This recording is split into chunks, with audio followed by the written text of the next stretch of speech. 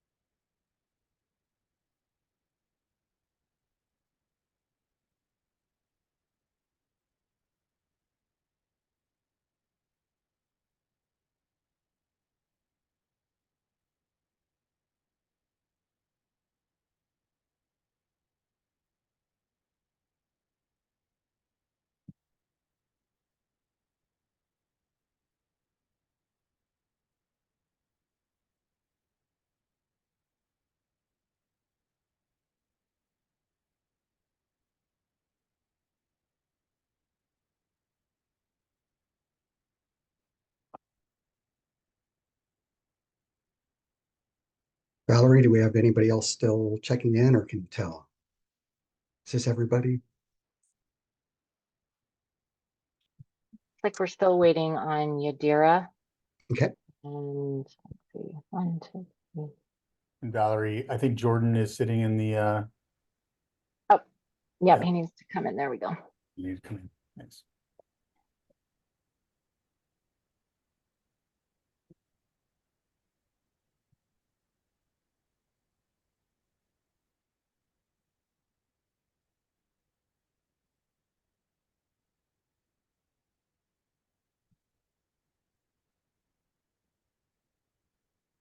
Mr. Chair, it's time and we have a quorum. I would recommend we move along.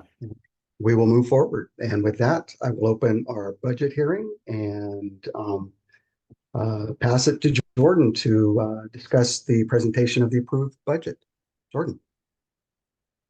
Well, Jordan wishes he could just, jump in and do the whole thing, but I've got You're going to take it from there? Okay, go for it, Dan. real fast here. I just want to kind of remind us of where we are in time and space before we just get into the particulars.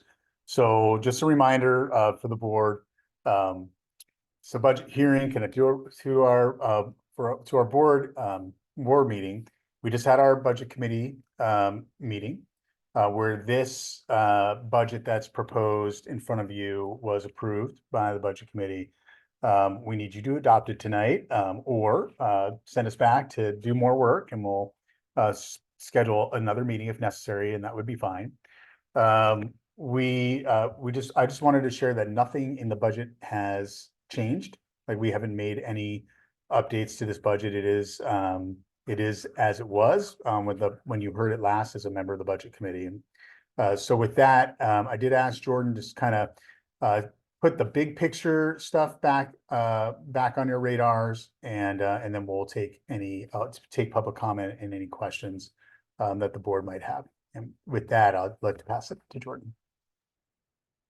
Thank you, Superintendent Goldman. I believe there are a few slides that somebody's going to present, but I will start just chatting a little bit.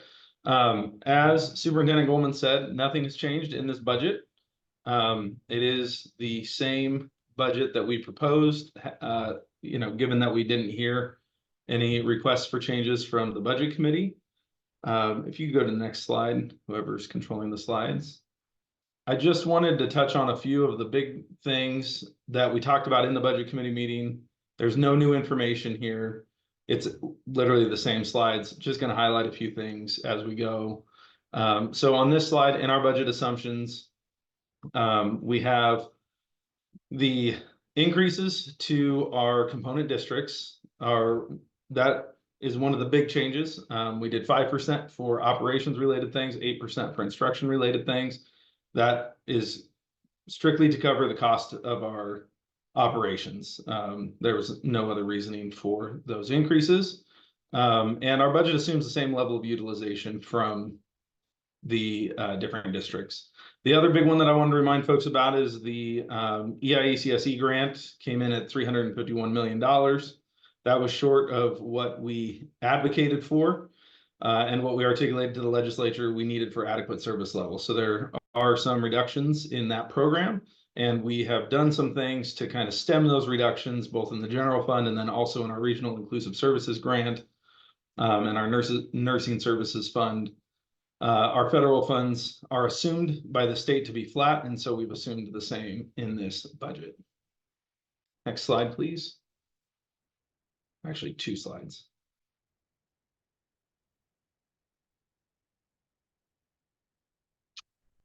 So this is an overview of our budget, and we discussed a little bit in the budget committee meeting. There is a lot of governmental accounting that happens in our budget.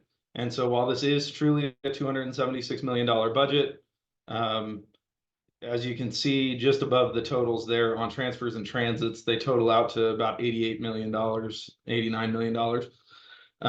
And so when we take out a lot of that accounting stuff that we do, the budget is really closer to about $180 million, $190 million. Debt service in the general fund is down just a little bit because of Washington Service Center debt service being turned down. So there's not a lot of other big changes in this budget, but I did want to remind everybody about how we kind of dealt with the ECSE thing. And so if we could go to the next slide, we'll look at fund balance over time.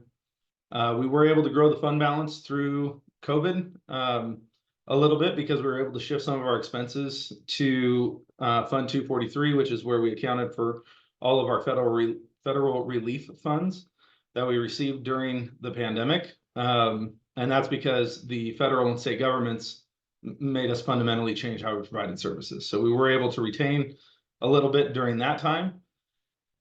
This year, we asked the board if we could spend some of those funds that we had built up to reduce the impact of the state's decision to underfund the ECSE program.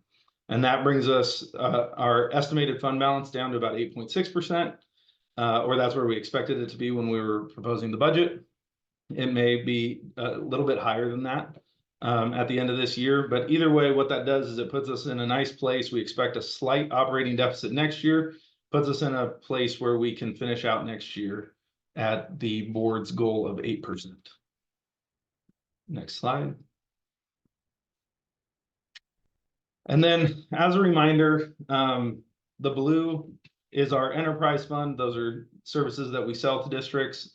The red is our general fund. And you can see in the blue and the red, very modest growth over time.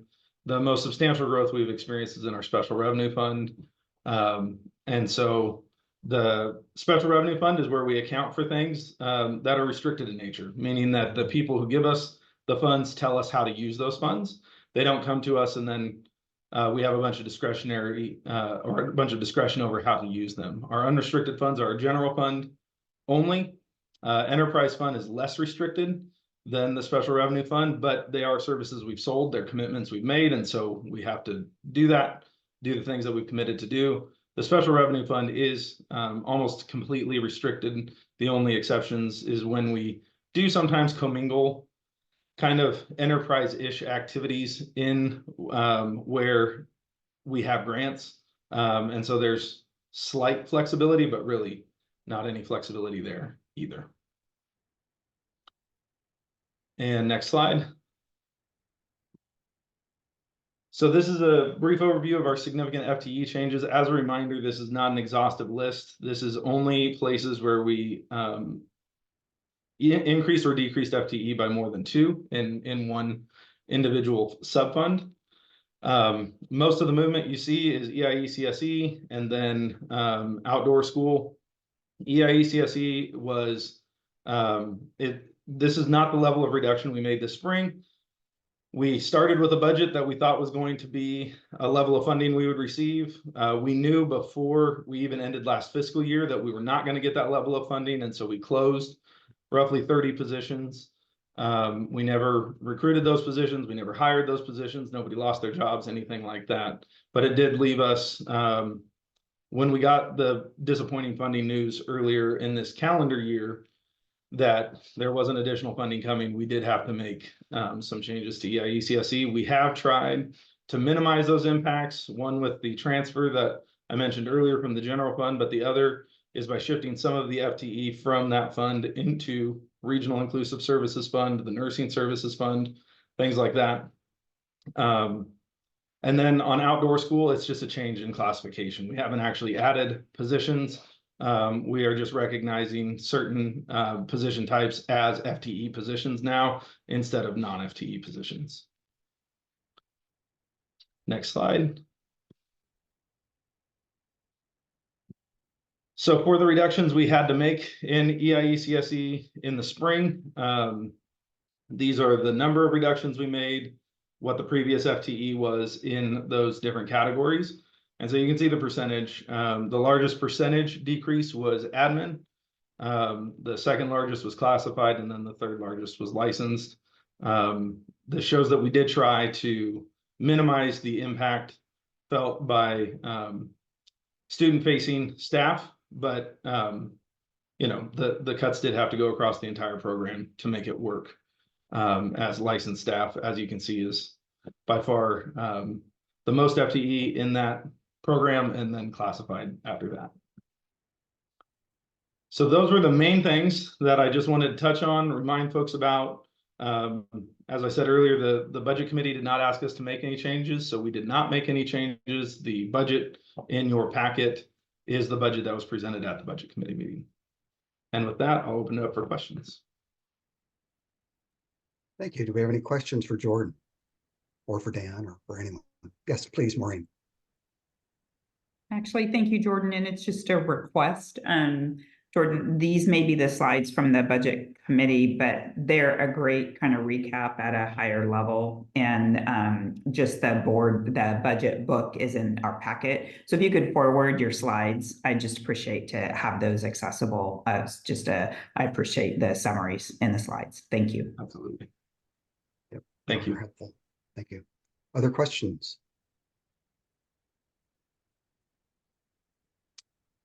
If not, Dan, are we ready to move into public comment? Mr. Chair, we are. And do we have any public comment out there, Valerie? Chair Doherty, we have no public comment this evening. All right, then we will move to deliberations. Thoughts, questions?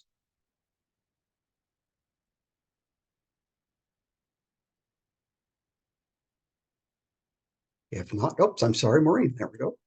Well, I'll just we have work to do in the winter. I guess Yeah. all I'll say, right? Where we are Perfect. is okay. And I know that my colleagues agree with that. Somehow we lost Becky, but I just think, you know, as a board and what can we do to continue to be those champions, those advocates for our students and work to improve our funding situation. So. Great question. Dan. Thanks, Maureen. And since Becky dropped off, I did have coffee with Becky.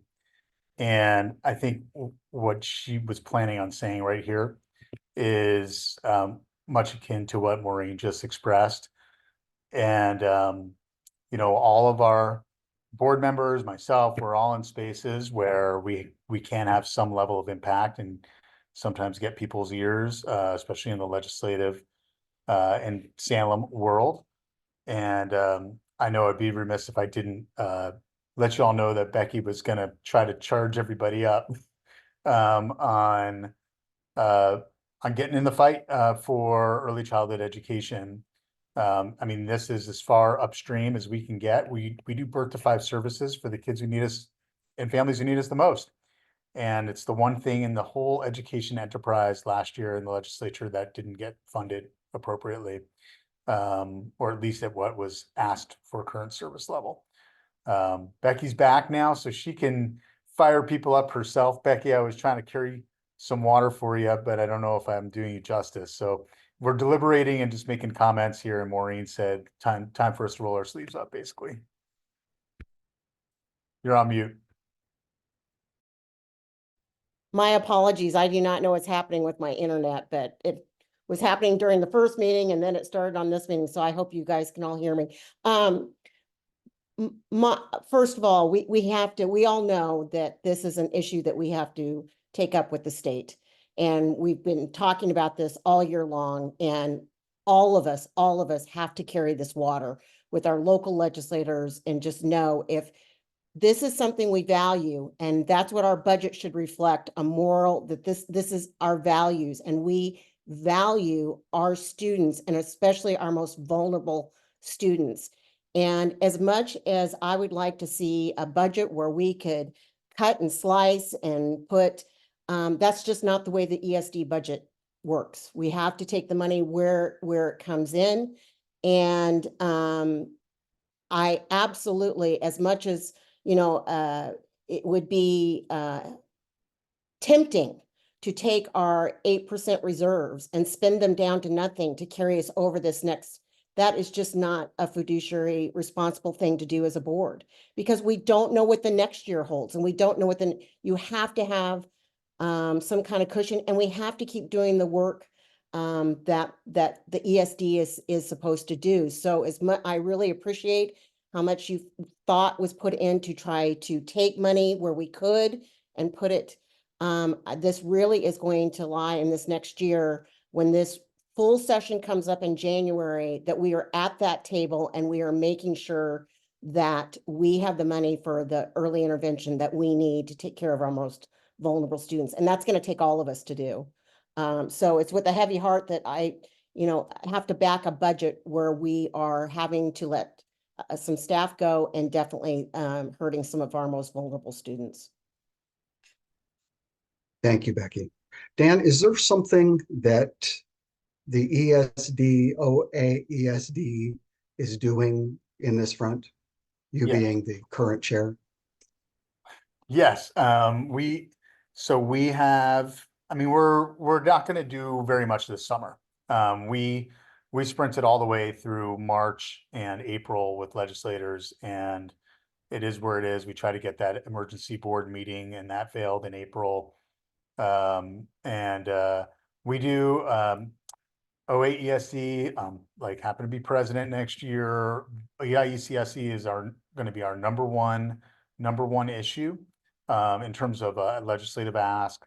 We've got people working from that organization side, not at the ESD, on advocacy and putting a lobbying plan together. We're planning to host a number of lobby days connected to EIECSE, but also regional inclusive services, which is also very poorly funded in the state.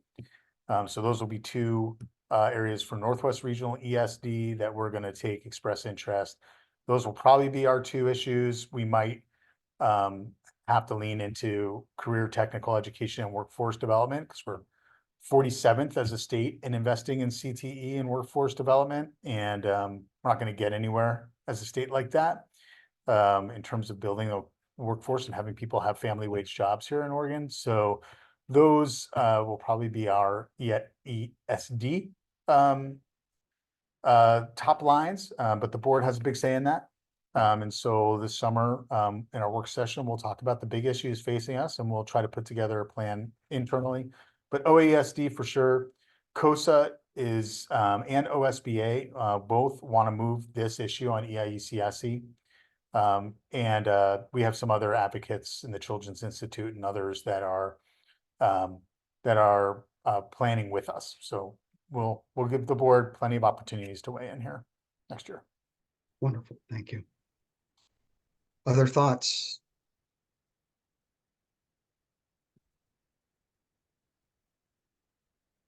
Well, let me say not only to the board, but also that our budget committee, I know that we do this often in one budget committee meeting, but I do really appreciate the time and the effort that the budget committee took to go through all the documents. I thought their questions were good.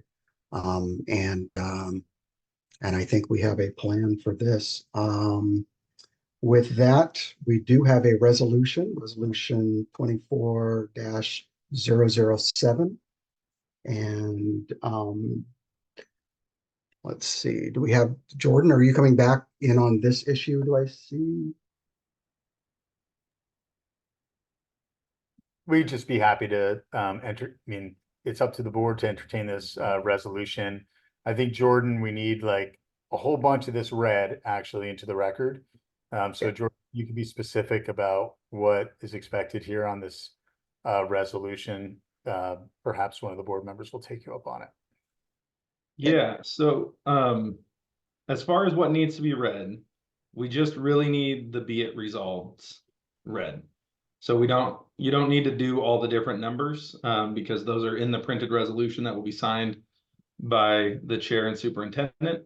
But if somebody could read the be it resolved parts of adopting the budget, and then, so adopting the budget is one, making appropriations is another, imposing the tax is another, and then categorizing the tax. They do not need to be separate motions because they've been included in one resolution. But we just need those kind of sentences read into the record. Very good. Do I have a board member that would be willing to read this into the record? Maureen, thank you. Okay, I had to blow it way up, but we'll see how I do here. Guide. Be it resolved that the Board of Directors of the Northwest Regional Education Service District hereby adopts the budget for the fiscal year 24-25 in the total of $275,705,296, now on file at the administrative office located at 5825 Northeast Ray Circle, Hillsboro, Oregon 97124. Be it resolved that the amounts shown below are hereby appropriated for the fiscal year beginning July 1st, 2024 for the following purposes as shown. Imposing the tax. Be it resolved that the following ad valorem property taxes are hereby imposed upon the assessed value of all taxable property within the district for the tax year 24-25 at the rate of 0.1538 per thousand of assessed value for the permanent tax rate. That's what I see. So is that correct, Jordan? Yes, thank you. There's just one more categorizing the tax right below that. Yep, thank you. Be it resolved that the taxes imposed are hereby categorized for the purposes of Article 11, Section 11B as followed. Does that work? And then the above resolution statements are to be approved on this day of June 11th, 2024. Thank you, Maureen. Do I hear a second? Second, Tony? All right. All in favor of the resolution 24-007, say aye. Aye. Aye. All opposed, say nay. All right, the motion passes. Thank you very much. And with that, we will close our budget hearing. Dan, would you like us to go right into the budget meeting, or would you like us to take a couple minutes? Up to you, Mr. Chair. I think it's up to you. Let's move straight into it if it's okay with everybody. Or does somebody need a break or anything? Okay, we'll move straight into it. And so we've closed that hearing. And now we'll call our general session to order.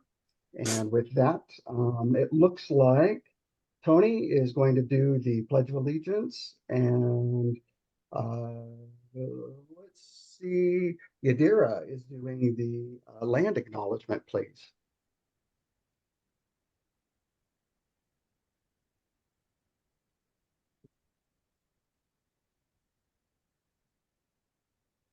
Ready? Ready. I pledge allegiance to the flag of Flag. the United States of America. Mm. Sorry, I had a blank there. And to this republic for which it stands, one nation, Under God. under God, with Indivisible. individual with liberty and justice for all. Thank you. For all. Boy, it's like I've never Thank said you. that before. It's very, I'll tell you, it is very different when you say it all by yourself. And, yeah, and you hear your voice saying it. It's very different. But I really appreciate it, Tony. And Yadira? Indigenous land acknowledgement. We want to acknowledge that we gather as the Northwest Regional ESC on the traditional lands of the Chinook, Clatskin, Clatsop-Nehalem, Kalapuya, Letts, and Tillamook peoples, past and present, and honor with gratitude the land itself and the people who have stewarded it throughout the generations. Thank you very much. And with that, any changes to our agenda? Mr. Chair, there are no changes from the administration. Thank you very much. We'll move forward and we'll move to superintendent report, the May 2024 superintendent report, Superintendent Goldman. All right. Well, as I said in the top line there, it's almost a wrap. Last week when I wrote this, we had early learning already out the door, and K-12, special ed, our schools here at the ESD that we run, we're finishing up. And I just wanted to start tonight by thanking the board. It hasn't been the easiest time to serve in public office right now. And I just wanted to appreciate all of you. One of the board goals, and for those who listen, that the board sets for itself, is participation in meetings and committee meetings. And we have such a very high level of participation in these, in our meetings and in our committee work as well. And so thank you for your service this year.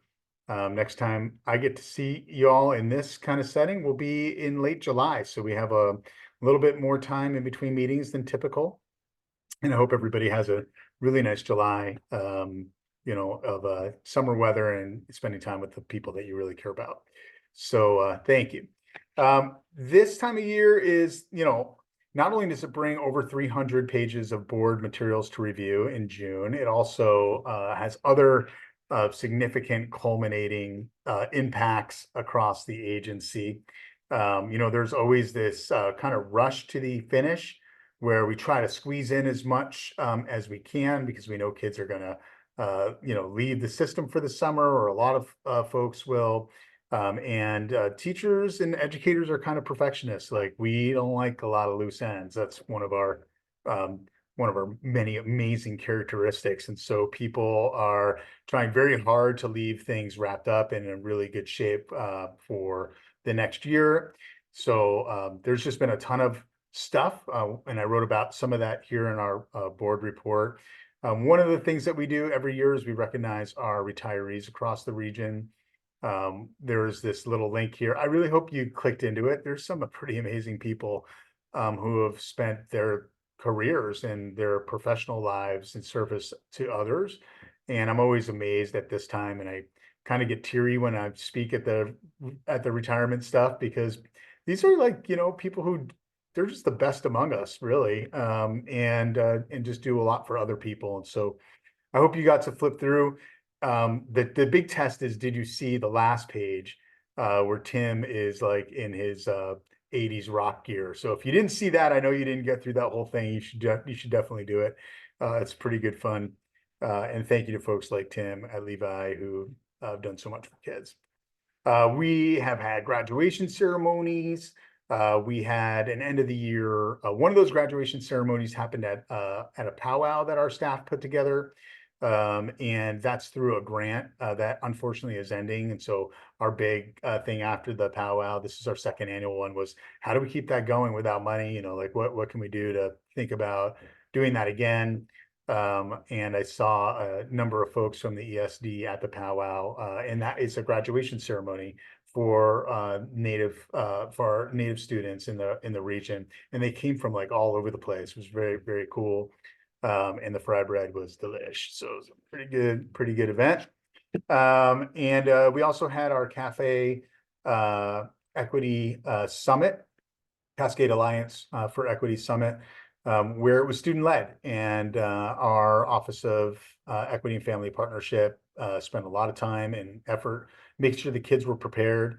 Wanted to thank, I know Becky was there, Maureen was there. Really appreciate you all coming to that. And it's good to hear from our kids who experience the systems and the policies and the procedures that we as adults in all our good naturedness try to impact schools with. And so I think it was a really good event. We had a number of school district leaders there. It was a first time back after many years of not doing an in-person Cascade Alliance for Equity conference. And so I know there's grand plans for moving that into the coastal region in the fall, and then Columbia County in next spring. And so, or maybe it might be opposite there, but looking forward to that, and just a big appreciation for the staff. We had our Northwest Educational Service District Foundation meeting where we raised a couple thousand bucks, I think around $20,000. And that's really to support our teacher grants, which we don't just distribute to Northwest Regional ESD staff. I don't know if you all know that, but we have applicants from our school districts that we try to fund so they can do innovative things in their classrooms. And unfortunately, in Oregon, it takes those kind of loose resources to do some special stuff because of the way that we fund things here. So I really appreciate that. Those of you who are able to go to that and contribute as well. All right, we have every spring, it seems to be there's some turnover here in the superintendent ranks. So just wanted to point out that Tigard and Sherwood and Forest Grove and Rainier have all selected their next leaders. So we, at least right now, have a full slate of superintendents. I've been meeting or have meetings planned with all 4 of these new folks. And I'm really looking forward to what the future holds for our school districts. They're all super committed people. And I know they'll roll up their sleeves and get right in there with their school districts. But as you know, that means that 4 folks are leaving. And I thought it would put a little picture in here for the board, see, you know, how we do serious business at superintendent meetings, like cutting cakes with spoons. By the way, there's no knives in the boardroom for obvious reasons. So we cut into them with spoons. That's Dave Part from the left on your screen. You got Dave Parker, Joseph Hattrick, Jeremy Lyon, and Sue Reiki Smith. The only one who's staying in the field right now is Dr. Hattrick, who's taking a job down in Ashland. They've all done amazing work in their districts. Some of them super heroic work, to be honest with you. These were all leaders in their, well, 3 of these leaders were leading through the pandemic. And then when Jeremy came to Sherwood, the budget was really a mess, and they did unbelievable work to pass a local option. I'm just very impressed with these folks and wish them the best. I'm not going to spend too much time on the next piece of my report because we're going to actually pull Debbie Simons in here and embarrass her with recognition and good news tonight. But I did want to mention that she is the Oregon HR Director of the Year from the Oregon's School Personnel Association. And the gal pictured next to her is Marcia Moyer. For those of you who don't know Marcia, she's like a mainstay in Oregon education. She was Salem Kaiser's HR director for quite some time.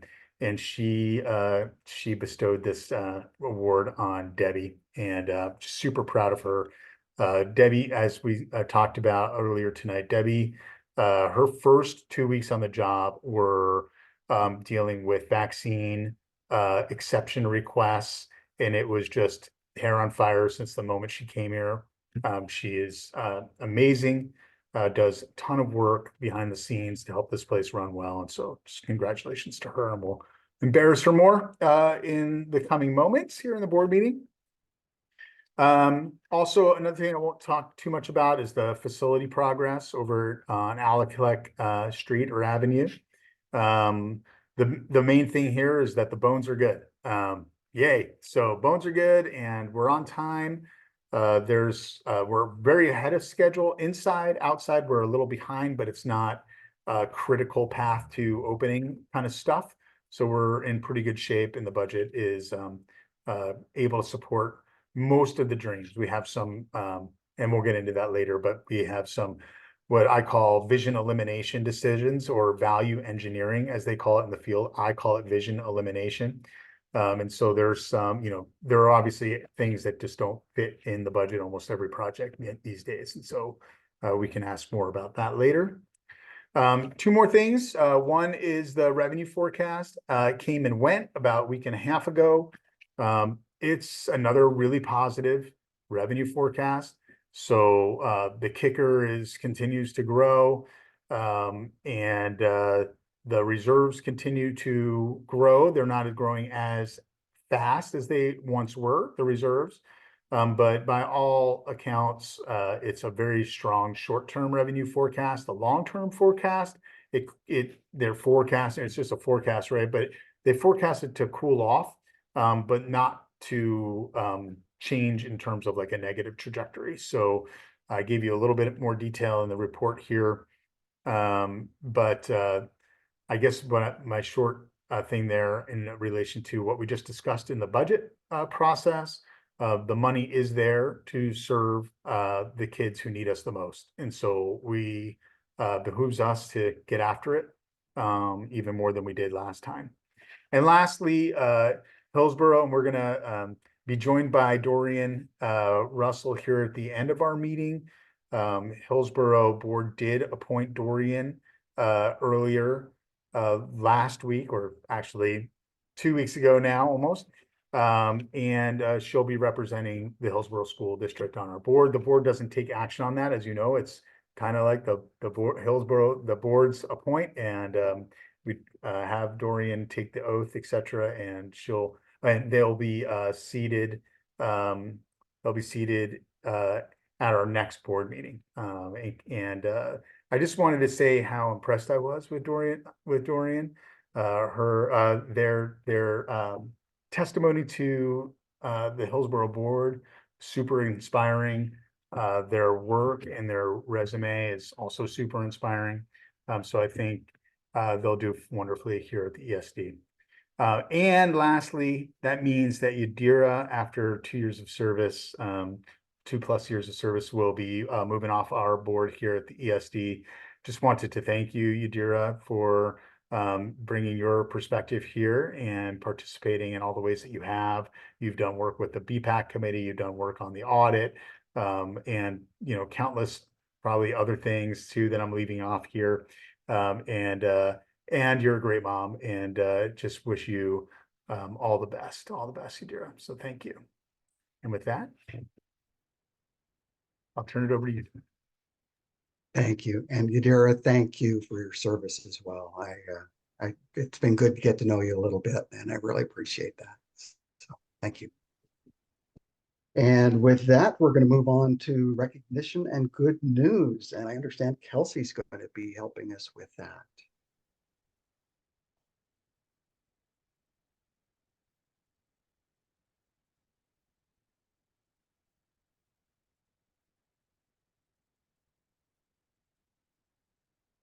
Hey, Kelsey. Hello, good evening. Evening.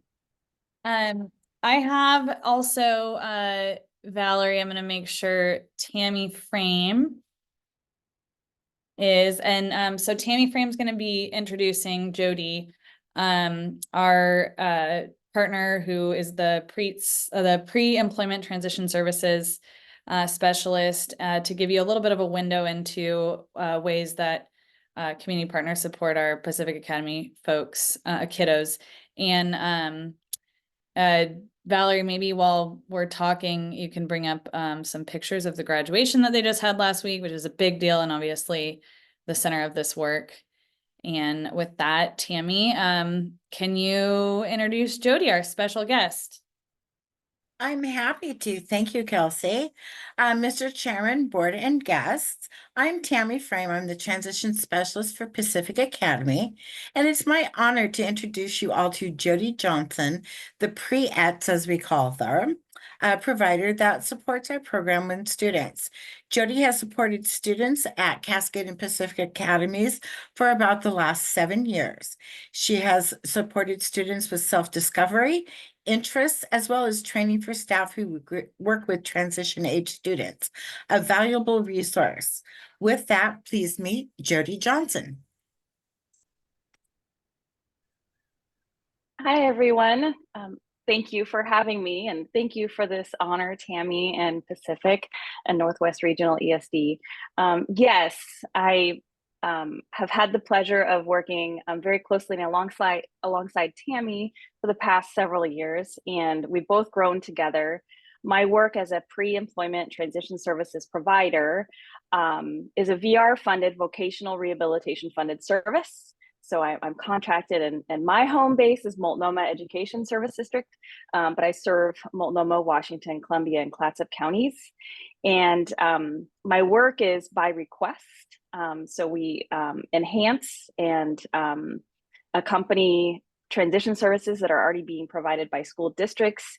And when I get to partner with people like Tammy and places like Pacific and Cascade, we quickly learn what works, what's a good fit for providing services to the students.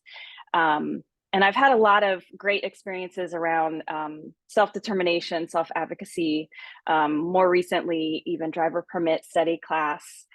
So really getting to meet the needs and desires and requests of the young adults that I get to serve. I serve as young as 14, so I spend a lot of time in self-advocacy instruction, and work readiness around 14, 15-year-olds. And then, you know, your 16-year-olds are like, I want to work, or what does it mean to work? And so 16 to 21, spending a lot of time around work readiness, work-based learning, job exploration, all those kinds of activities. And I think the best part about my work is I get to come in and be pretty creative about the presentation and curriculum that I can bring to students, especially as a third party. And once we establish these rapport and relationships, we find ways to get me to come back. And so it has been that kind of relationship and partnership that we've established over at Pacific, and especially in partnership with Tammy and the team over at Pacific. So that's a quick, the quick of it. I could go all day about my work, but I love what I do. And I really appreciate this acknowledgement. So Jody, just a couple quick questions. It sounds like you do quite a bit of traveling with serving in so many different counties and such. Is that a situation that you go out and back, or do you try to do as many in a general area as possible? Honestly, it all depends on who requests my services. Ideally, I think on the business end, they might want me to try and stick around to certain areas, but it really is around where my requests are coming in. And this school year, while I serve 4 counties, this school year, most of my work was done in Multnomah County and Washington County, and a couple of draws from Clackamas County because of the need. And there was somebody else providing more services if they were being requested to Columbia and Clatsop counties. I enjoy the commute some days. I do. It's funny you asked that question. It's a goal of mine I can't say I'm going to serve West Side today and, you know, and the other side of the river this day. But it is a navigation, navigating the calendar and where the requests are coming in and what they're asking for. As far as transition services, can you give us an example of 1 or 2 students that you just think it's working out so well for them, or something unique about the transition programs that you're working with? I think the experiences that really have that stick with me, and of course, when you come to the end of the year, especially if you have students that are graduating, exiting out of services, when I get to be a part of the next steps. If it's a vocational rehabilitation referral, or more recently, a student who has a higher level of support needs, wants to work, is graduating high school, has a lot of skills, but is definitely somebody who's what we call a supported employment candidate. So I got to be a part of the process and help navigate through some of the resources that I worked on with the student. And the information we came up together, we had to pass it on to the next people that are going to work with him. And I think those are those moments where that's where I feel my most empowered and humbled. I think in a situation like at Pacific, I think it's when, I'll use Pacific as an example, is when the students are the ones who begin asking the questions instead of waiting for me to bring it to them. And when people like Tammy and Kristen, come and ask people like me questions to enhance the work that they're already doing, or they have their aha moments like, oh, I do that. And it just feels good because I'm a regional and they're embedded, and it feels good like, yep, we're all doing this work together. I think, yeah, the getting to sometimes see it full circle, those are the most empowering. or the student who says, I got my license a year later. Yeah, those are. That's great. I bet the not only I know the students really appreciate that, but I can only imagine that the parents and the family members see the growth in, because these are things that they may or may not. Sometimes as a family member, it's easier if a third party person does some issues like that, and Oh, yes. that it's very helpful for them. Yeah, and I having been I was part of a statewide, I am part of a statewide group, but my role is morphed. And so I was working with a statewide group, the Transition Network, Transition Technical Assistance Network. And I received a lot of professional development training and trainings on facilitation and family engagement. And that is definitely one of those areas where, while most of my work now, as my role has shifted, is very much about direct service with students and supporting the team, the staff that directly work with them. The work I got to do before really did involve parent engagement, and we believe in early engagement, especially with our students whose families do all the work. And then all of a sudden they're getting ready to graduate, or they're leaving their transition program setting, and they're like, I don't know what to do now. So early engagement to prepare the parents as well, and families. And we call it home communities, because not every student, lives with their a mother and father. So when the home units kind of have their oh no, or oh my gosh, what's next moments, that is another part of my work that I do still enjoy very much so. And you really touched it. There was a family just recently that their parents were very grateful for the information I could provide them. I bet. Thank you. Yeah. Any other questions from the board for Jody? Jody, thank you so much. Really, congratulations, and really appreciate hearing your story and what you do for our students and families. Thank Jody, you. Thank you, everyone. We have a little appreciation gift for you that I'll find another way to get to you, since we're not the Washington Service Center today. Right. Thank you, Kelsey. Thanks. And Kelsey, were you back on? I'm back, and Okay. I think whoever's managing the slide deck can go back to the previous slide. That one, oh, was it the previous? There, this one. This is Jody Johnson's photo, pictured here, second from the left, with Tammy at Caring Connection Day too. So we threw that one in there for fun. She's around a bunch, it looks like. So thank you again for coming. Next up, we also wanted to recognize Debbie, because since the board met, we found out that she's been named the HR director of the, HR director of the year by OSPA, the Oregon School Personnel Association. Hopefully you had a chance to read some incredible praise in the board letter in your board packets. But she's clearly not only a resource for our agency, but for the entire state of Oregon.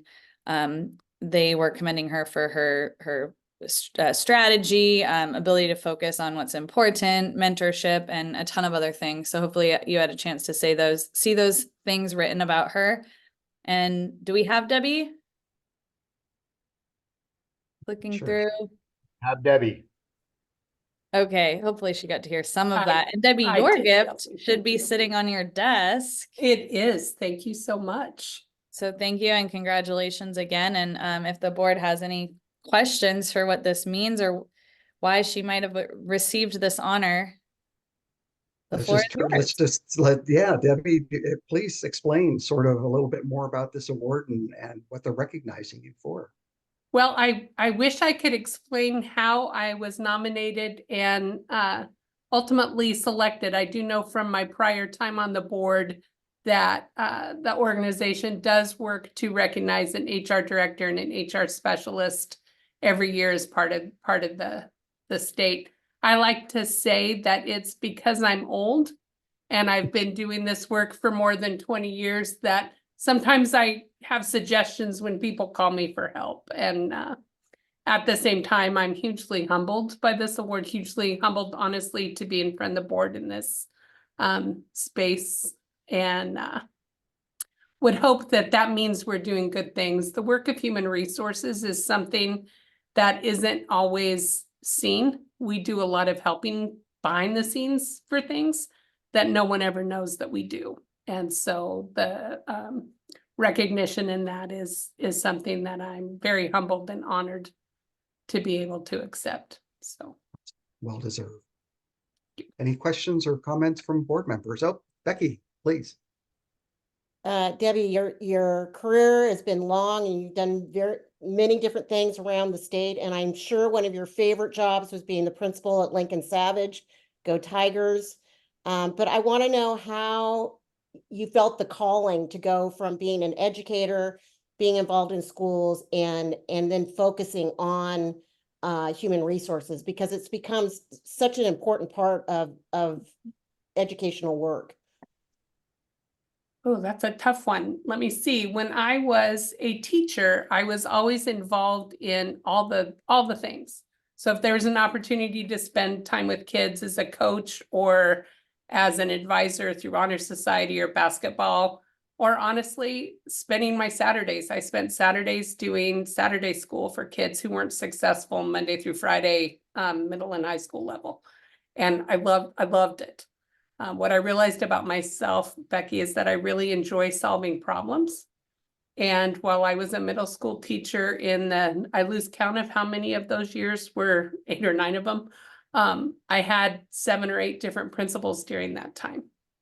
And the ability to really work to make things better for kids, that's how I became a principal.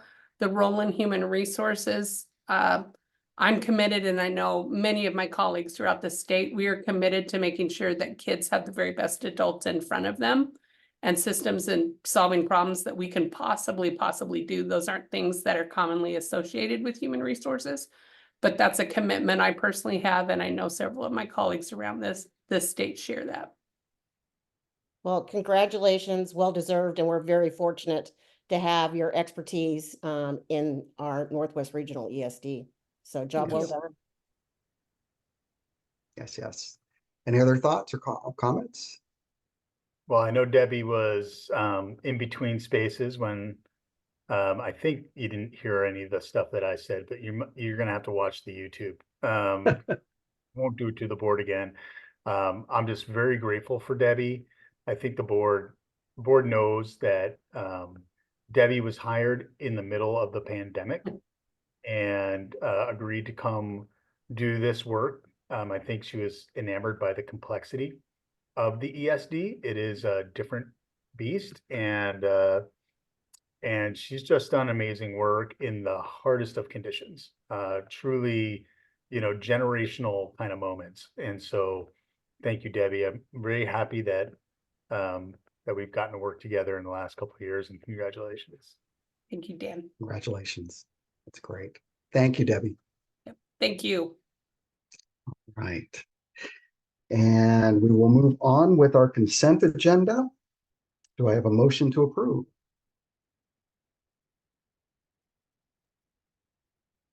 I move we approve the consent agenda. Thank you, Becky. Second. A second. Thank you, Ernest. All in favor, say aye. Aye. Aye. Aye. Thank you. All opposed, say nay. And with that, it is approved. And we'll move on to reports and discussion. Early intervention, early childhood, special education program design. Stacy and Jennifer.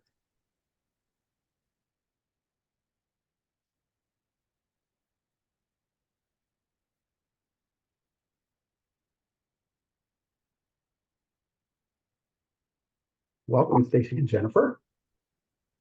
Thank you. Give me just a moment to fix my camera here. All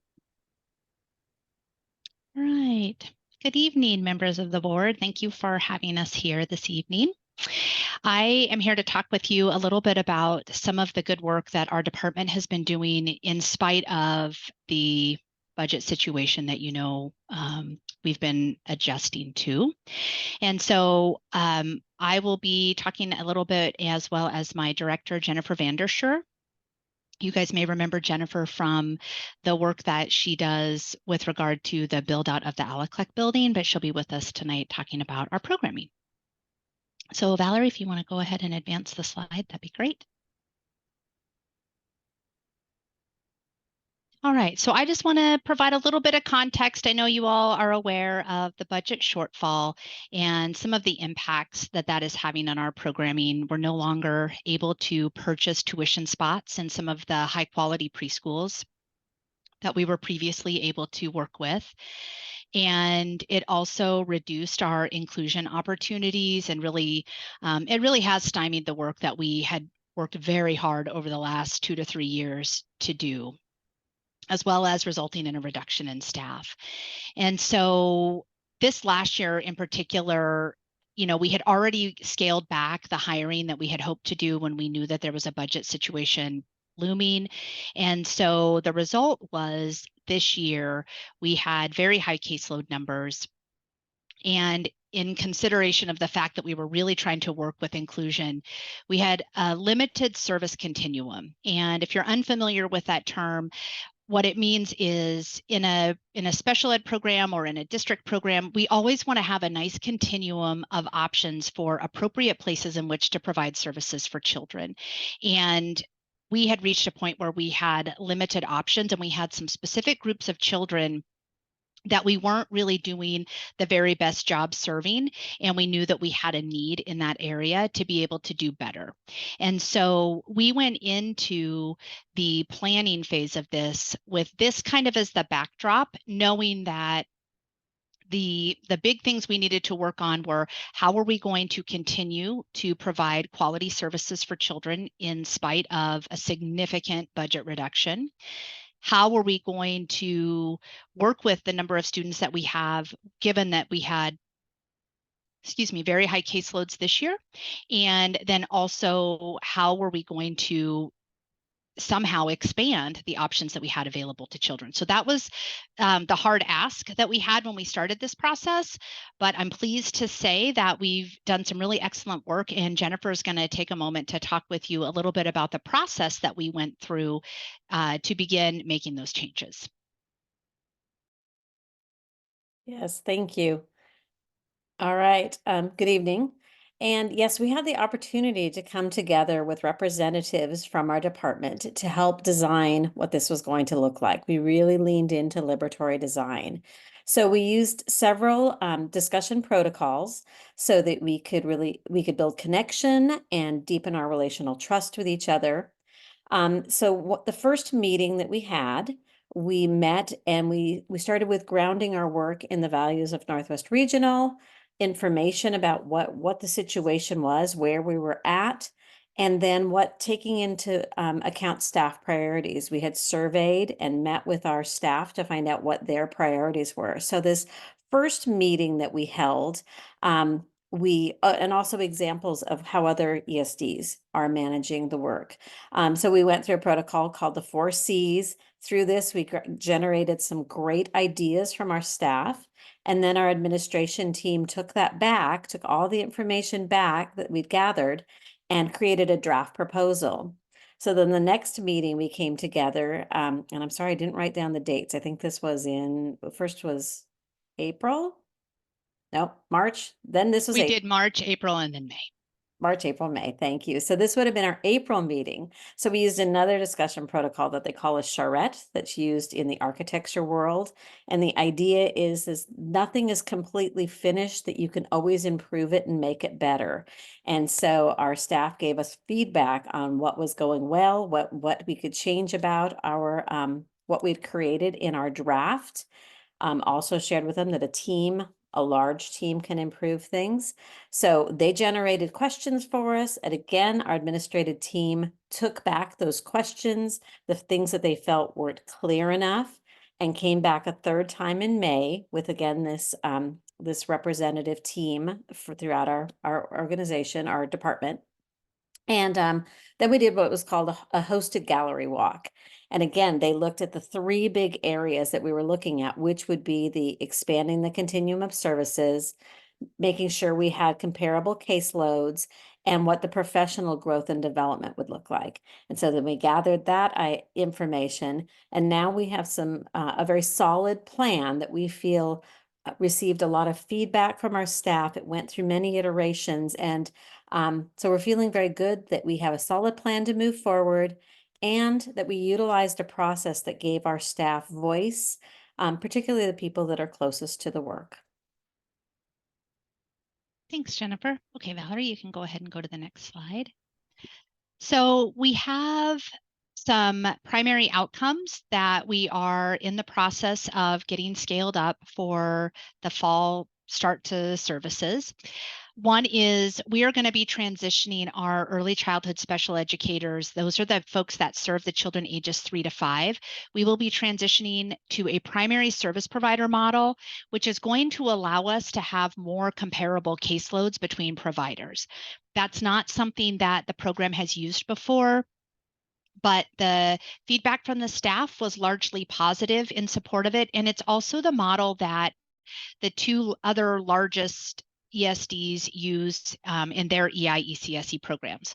Our early intervention providers already use a primary service provider model, so it's really about expanding that practice into the next age group for the 3 to 5 year olds.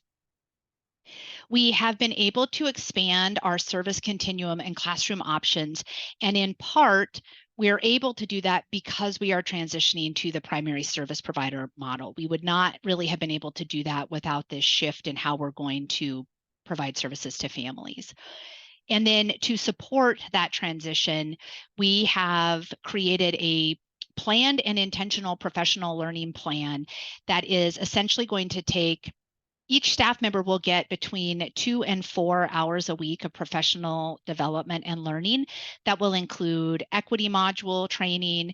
It will include consultation time, which is critical to being able to utilize a primary service provider model, as well as our regular department staff meetings and other planned trainings. And then the other piece that we're doing is we are going to be continuing to expand on our early childhood special education inclusive classroom offerings. In the last 2 years, we have been doing that through the use of a model called LEAP. And unfortunately, the person who owned the proprietary knowledge for LEAP departed from the University of Denver, which is who was doing our coaching. And we did, again, a very robust discussion and research on whether or not we wanted to follow him to the next program or if we wanted to continue our work with the University of Denver. And it was pretty unanimous that we wanted to continue working with the University of Denver because it would allow us to expand these inclusive classroom practices throughout our program and at a much faster rate than if we continued with the LEAP model. So we made a decision to expand that as well. And that will also be a part of our Friday professional development. All right, Valerie, next slide. And I think Jennifer will be wrapping this up for us. Okay, yes. So we are looking forward to continuing this work with our representatives from our department. We're planning to have collaborative groups meet 3 to 4 times per year. And we'll be using staff feedback on the schedule to get more information. We're looking for opportunities for working groups to gather feedback from their peers. And we just really hope to make it a natural way that we do our work in the early learning department. Something that it was a new way of doing things, and the internet has really assisted us with pushing out that information. Stacy has made sure that when we've had these meetings that this information has gone out, and then when we have snacks with Stacy, she also then is available to give more information. So that communication part of this has been a really important part. So that's what we're looking forward to, is continuing this work. All right, next slide. Thank you very much for letting us come and share. Do you have any questions? Any questions from board members? Becky? So beyond the obvious of having adequate and consistent funding, are there any other challenges that you have in operating this program?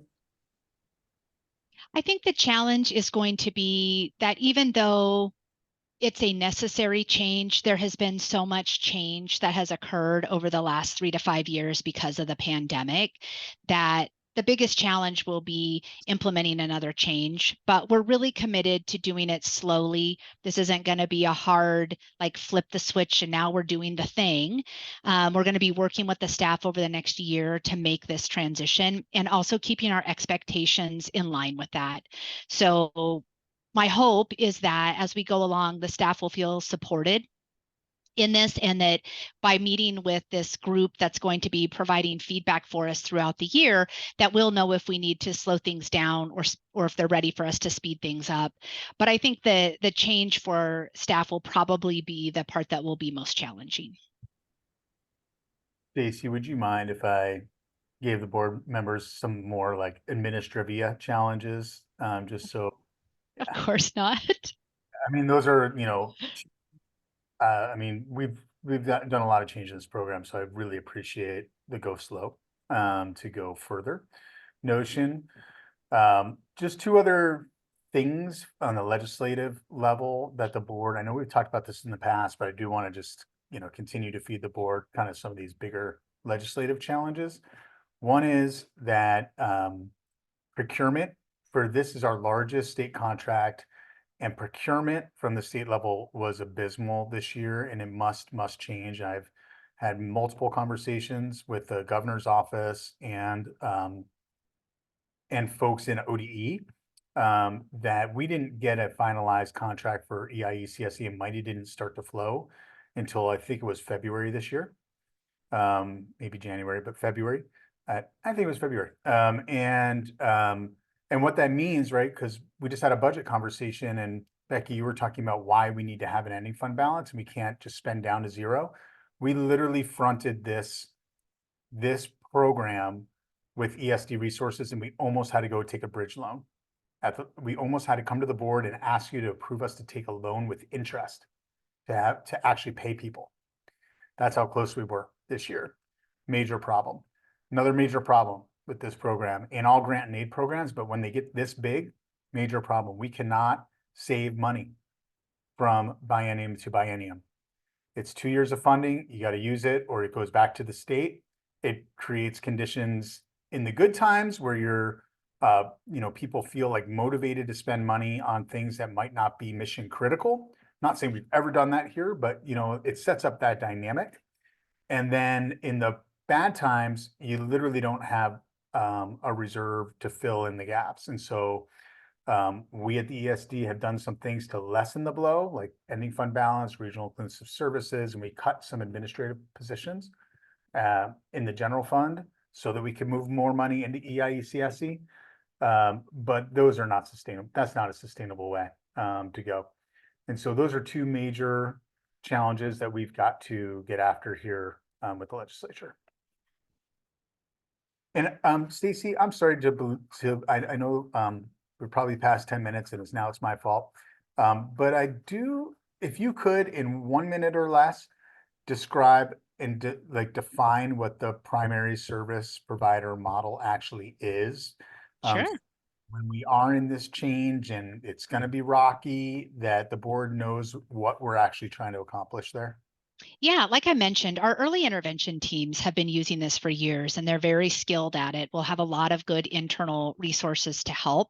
But essentially what we do is each child gets a primary service provider, and instead of also having a speech pathologist that works with the family and or an occupational therapist and or a physical therapist, what happens is the teams work together collaboratively, and a large portion of the training happens to whoever the primary service provider is, and then they are delivering that service to the family. And so what it typically looks like is as you build your skills, you get better, you basically become a developmental generalist with a lot more skills. And so maybe initially when we first start out, a teacher might not feel as comfortable consulting on, for example, a child's language needs. So the speech pathologist is going to work with them to help build their own skill set so that then they can deliver that service to the family. At the onset, it might look like the speech path would come in, do a consultation with the family and the service provider, but the real focus of that consultation is to help the service provider know what skills to be helping the family with and then how to deliver those consistently.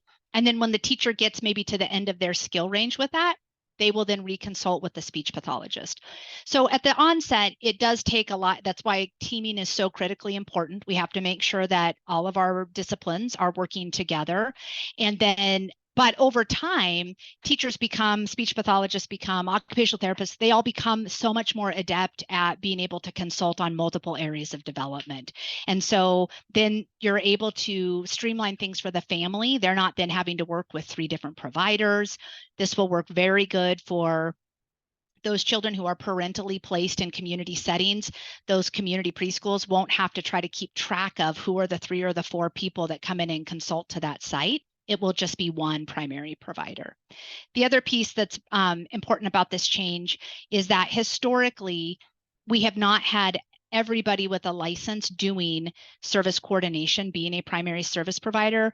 And with the exception of just a couple of roles, everybody this next year will be serving in this capacity, which is how we're able to bring caseloads down. And so that will be a bit of a shift too. There'll be some people that are in roles where they have historically not had to do that particular designation. And so that will be a learning for them as well.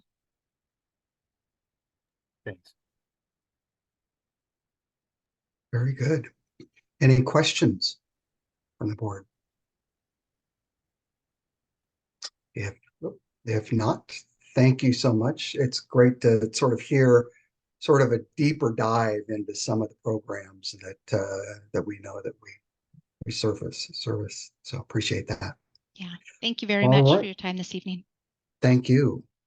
Thank And you. with that, we'll move to Jordan and Todd Hendrickson on the Hillsborough Early Learning Facility Project update. Thank you, Chair. Again, we're going to have some slides come up here in just a second. I will try to recover a little bit of time since Dan went over on the last one. I'm just kidding, Dan. I'm just kidding. But it is a pretty short update. We're early days in the construction on the Alaclec building renovation, and things are going well, and that's wonderful. I'm glad that I can come and share good news with you today. But when things are going well, there's not a ton to talk about. So if we could go to the next slide, I'll kind of give you an update on where we're at on the schedule. The initial construction contract is $7.8 million. The board approved that a few months ago. And we selected, well, not a few months ago, oh my goodness, it was only a month ago, but inline construction was selected to do this work. And I've been very impressed with the inline crew. They run a very professional shop in terms of our owner contractor meetings. They also, the building, every time I've been there so far, they're in demolition. There's going to be times when it's messy, but they're doing a great job of keeping the workspace clean and things like that. Just a very professional outfit doing a great job. We are about a week and a half ahead of schedule at the time that we made these slides. We're almost 2 weeks ahead of schedule on our interior work. And to put some perspective around that, the interior work is the bulk of the project. There's a little bit of site work. We're going to be doing some roofing repairs and things like that. But for the most part, it's interior work. So to already be, or not already, but to be 2 weeks ahead gives us a little buffer on our timelines, really shores up what we think the move-in date looks like, which next slide, we will take a look at the Gantt chart. So I won't explain everything going on here. This is a Gantt chart. It explains the project schedule, but the main thing is where we want to start moving folks in is March of next year, and then have a phased move-in. And so hitting each one of these little stair steps along the way is how we know that we can actually achieve what we're trying to accomplish.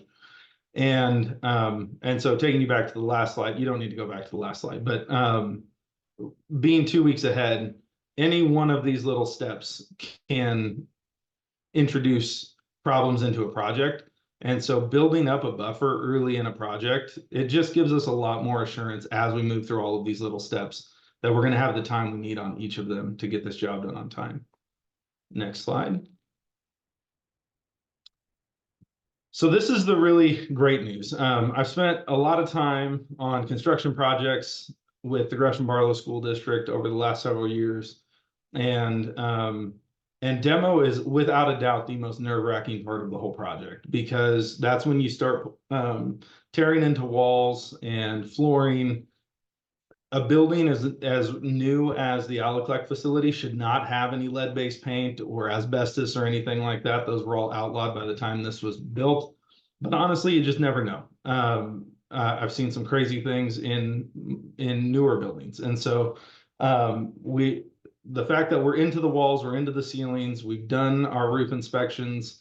Part of that roof inspection was flooding the roof to make sure that it could hold a substantial amount of water in a real significant downpour, and that we're not finding a bunch of things that we didn't expect. We're not finding bad HVAC systems or anything like that. Again, just lends a lot of confidence to the project. And so right now, we are working on the interior demolition, and they're testing the HVAC systems and the roof systems, all of those kinds of things. And we have all of our submittals into the city for review. And that is really the update. We've included in the slide some pictures of construction. You can see the crane loading materials up onto the roof for some of the new roof membrane stuff. And then on the interior pictures, you can see some demolition. And one thing I do want to point out, just to kind of emphasize how high quality of a job Inline is doing, this pallet here is tile that they've reclaimed from the facility. And so as they're doing the demolition, they're not just swinging sledgehammers through the whole building and destroying things. Where there are usable materials to salvage and use later or use in a different project, they are doing that, and just really high quality work. So very happy with Inline's work so far. And if there's any questions, happy to take them. Any questions for Jordan? Jordan, I just have one question. I don't know if I probably heard this previously, but when was the original building built? I believe the building is just under 30 years old. Okay. So you're right. That is sort of it's beyond where the asbestos and those types of things were permitted, but you're right. It's always good to check. Any other questions? Jordan, thank you very much. Appreciate it. Thank you. And move on to administrative reports. I'm sorry. Yes, administrative reports. Dan. Yep, lots of good stuff in there. Some of it I already talked about, like the equity report and some of the stuff in early learning. But we do have some pretty cool, I don't know if you guys see it, but in the improving literacy outcomes section on instructional services, just want to point out to the board that Ryan Blasquez is wearing a little tiara. And I just think that that's worth mentioning in a public session because that's how committed Ryan Blasquez is to early literacy right there. And good stuff happening, obviously, with that team. We have a ton of participation from our districts, which is always interesting when you're at the ESD, because the big districts typically, they kind of show up sometimes, but they really have their own teams. But we have very large amounts of participation with Beaverton in that project. And Tigard Tualatin is now opting back into these literacy services, where honestly, they were the district that developed a lot of the stuff, best practices. And so a lot of the team that we have here came from Tigard Tualatin, including that tiara wearing guy, Ryan Blasquez, and now we're able to kind of pay it back to the district there. So really cool stuff there. And the other thing I would point out is the work of the CCR&R, Child Care Resource and Referral. That's a team that has been growing over the course of the pandemic as the state has made more investments into daycare, childcare settings, and we do a big lift there in helping private providers become licensed get professional development and make sure that those settings are actually high quality settings. And there's just a big expansion in that work, and just a big shout out to Eva Manderson out in Tillamook, who leads that for us. With that, I'm happy to take any other questions if there are any. Any questions from board members? All right. Thank you, Dan. Move on to action items. We have approving the June 2024 financial report, and Jordan is going to bounce back on, looks like. With any questions? And do I hear a motion to approve the June 2024 financial report? I'll move to approve the June 2024 financial report. I'll Thank second. you. Thank you, Tony. Any questions for Jordan or anybody else? With that, will everyone in favor say aye? Aye. Aye. Aye. Aye. Thank you. And all opposed, nay. And the motion passes. Thank you. And approve the OAESD ORS 190 entity statement. It's a mouthful. Yep. Is We Amber? have Amber coming in from Is Amber OAESD. coming in? right now. Good. Yes.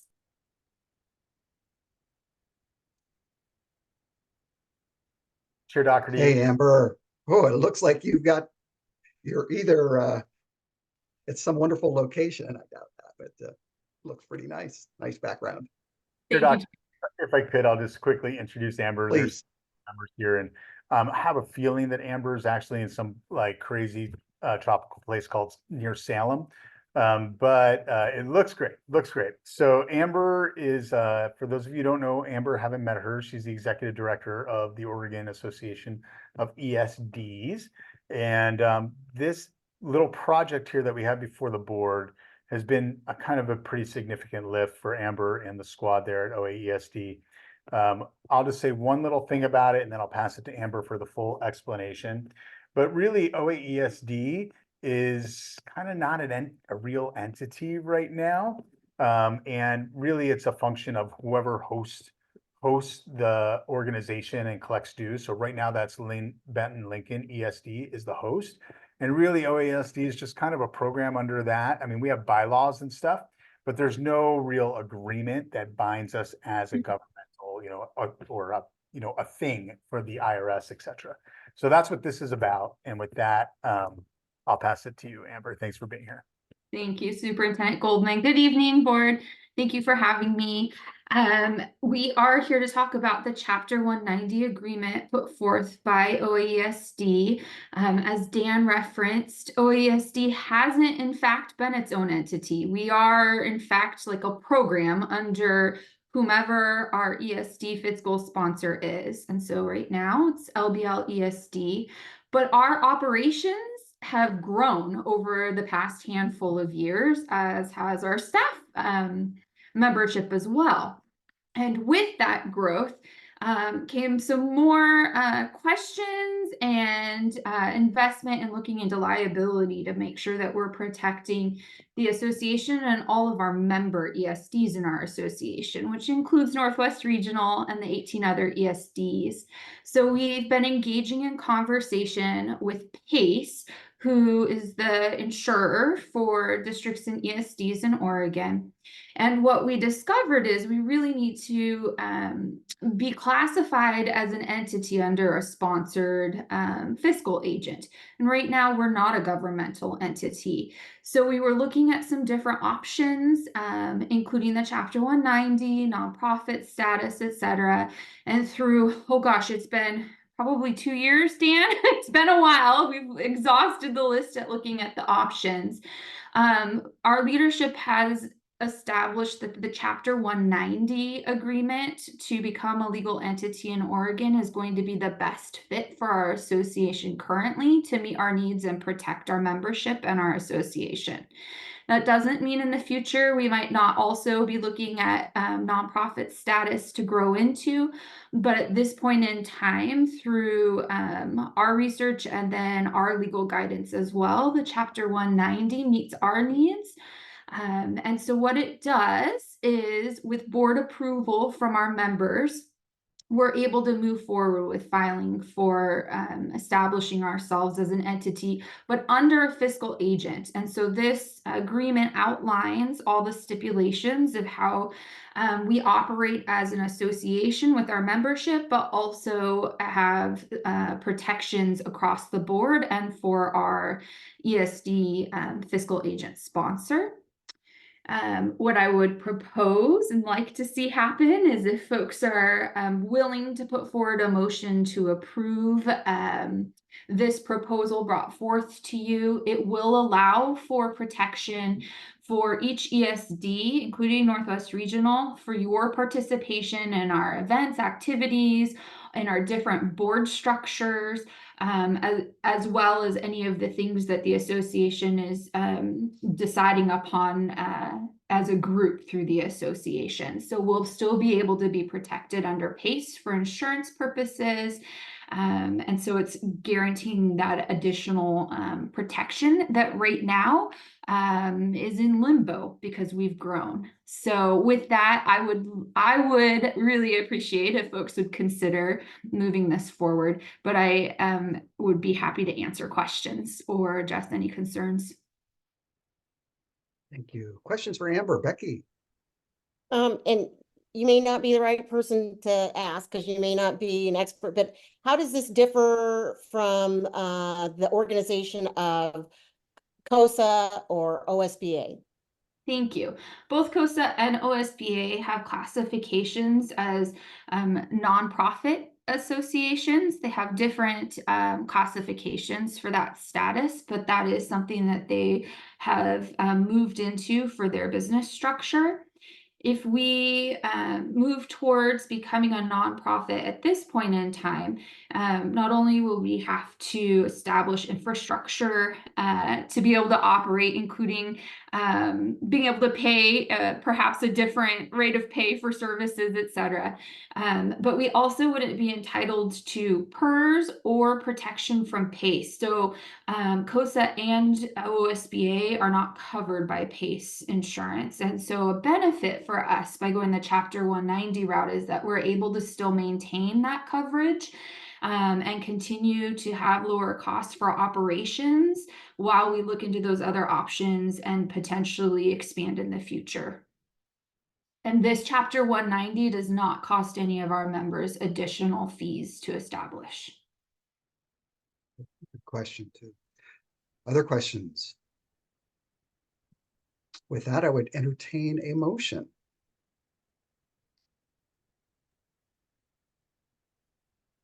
I move to approve the OAESD ORS 190 entity statement as presented. I'll Thank second. you. Thank you. Thank you. All those in favor say aye. Aye. Aye. Opposed? Nay. Motion passes. Congratulations, Amber. Thank Oops, I'm you sorry, very Dan. much. Dan, you had a quick question or comment? We just had our spring OAESD conference. I forget what we call it. It might be a summit, but Spring conference, our annual conference. and I've gone to them every time we've had them for the last 5 years of working at the ESD, and I have to say this was an excellent conference. It was really good and was really well attended by staff and board members from across the state. And so I'm putting a plug in for our board for next spring, so that I think it really was worthwhile. So good job, Amber, and thanks for your work. Thank you. I appreciate that. And I do hope to see all of you next year for our conference. And we will be having a one-day summit this fall too. So would love to see folks participate at that. Excellent. Thank you, Amber. Thank you for having me. Have a good Take care. evening. You too. Bye-bye. And with that, we get to meet our new member, Dorian Russell. Is Dorian out there? Hey, Good evening. Dorian, welcome. Thank you. And Dan, I'm going to let you sort of introduce Dorian and carry that. All right. Well, like I said at the beginning of the meeting, super thankful, impressed with Dorian and their work to date. Amazing resume.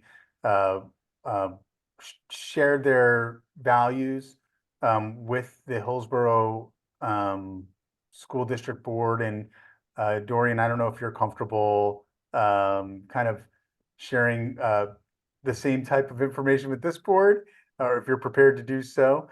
We haven't had a big planning meeting or anything, but would love to give you an opportunity just to say hi to the board any way that you'd like.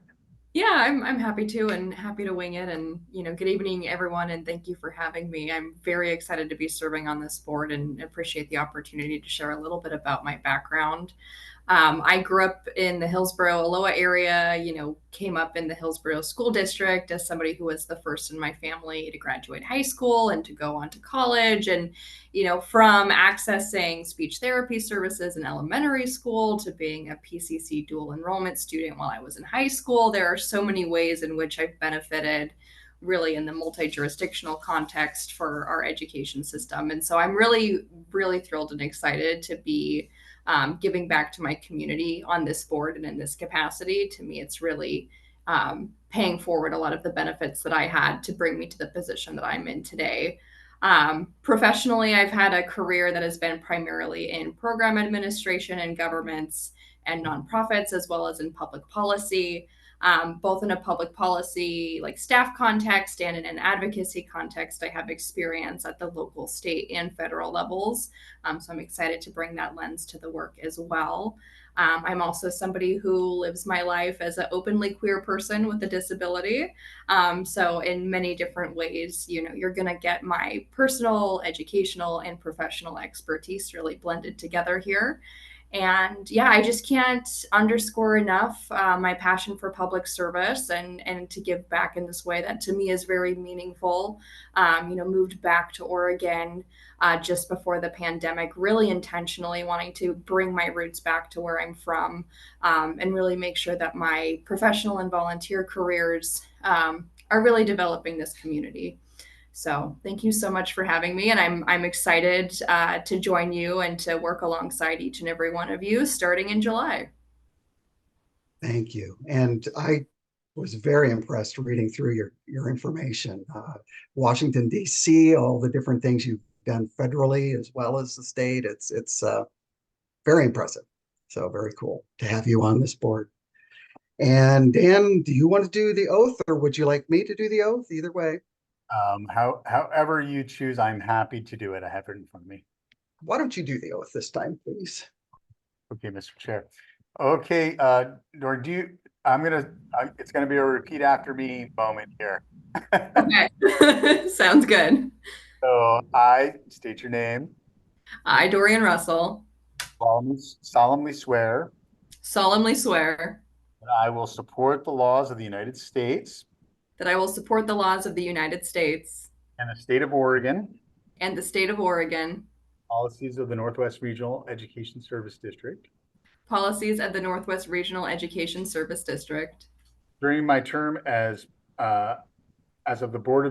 during my term on the board of directors. During my term on the board of directors.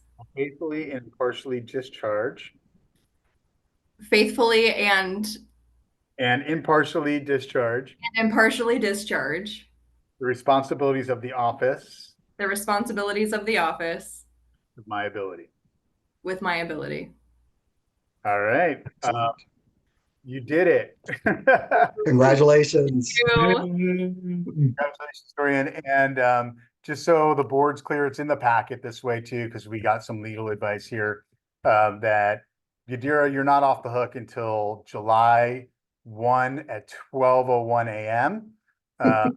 So if we have to call a special session, it'll be Yadira, but then Dorian, you'll be a full-fledged member that morning. So thank you again. Excellent. Excellent.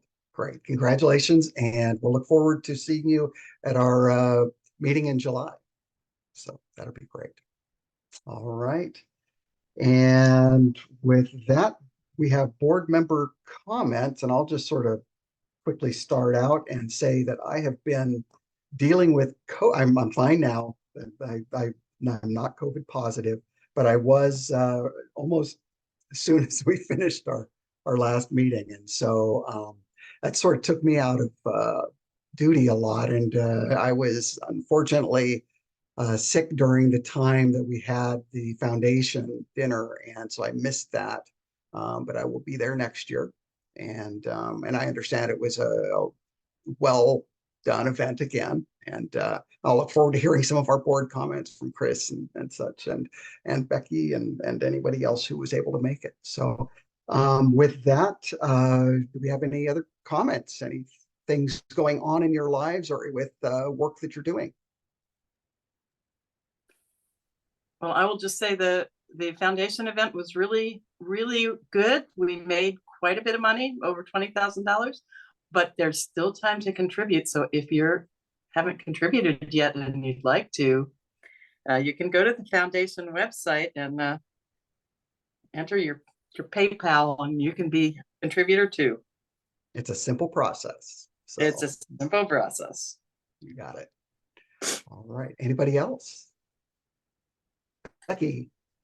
Yeah, I just want to thank Chris for her organization of the event, and thank you to the staff. It was my first time attending, and the event was great. I know it's quite a process to get downtown, but the new Miller and Ash, it was very, very nice, beautiful building downtown. But it was just a really fun event to just get to interact. And the fundraiser in me, the professional fundraiser in me, is already thinking of ideas of how we can get more participation next year from a greater group, because they're really doing good work. And then I also want to thank the staff for the opportunity to attend the case.